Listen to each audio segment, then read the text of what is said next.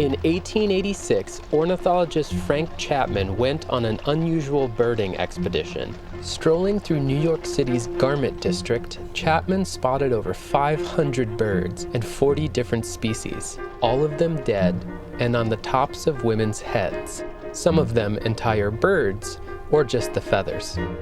If you were in New York City, which is the hub of America, every woman coming to any lecture or public event or church dinner would be wearing an ornamental feather in her bonnet. At the time, wading bird plumes from the Everglades were considered the height of ladies' fashion, and it was a booming business. The Everglades had long been a breeding ground for America's most beautiful plumed birds. As many as 2.5 million wading birds patrolled the great wetlands. Florida in the 19th century is this avian wonderland. Bird life that was unimaginable to people. It was stunning.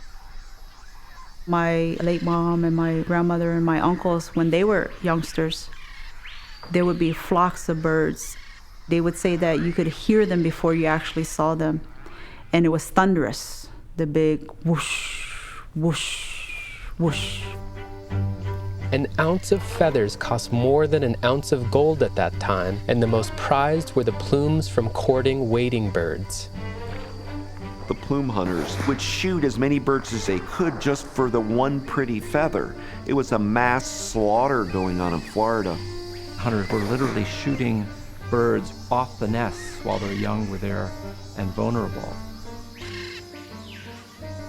In the 1890s, the Florida Audubon Society started an anti-plume campaign. People saw this rampant, wanton killing of these beautiful, defenseless creatures as something wrong, as sort of man overstepping his bounds. And you started to see the first push for a ban on the plume trade. The Florida Federation of Women's Clubs lent its support. Women's involvement in the plume campaign was critical.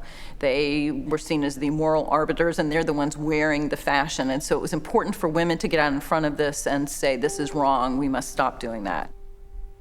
Mary Barr Monroe, who was an early Audubon advocate, was known for going into churches, hotels, restaurants, even on the beach. And if she saw a woman wearing a hat with these plumes on them, she would tell her the story of these birds and how they had died.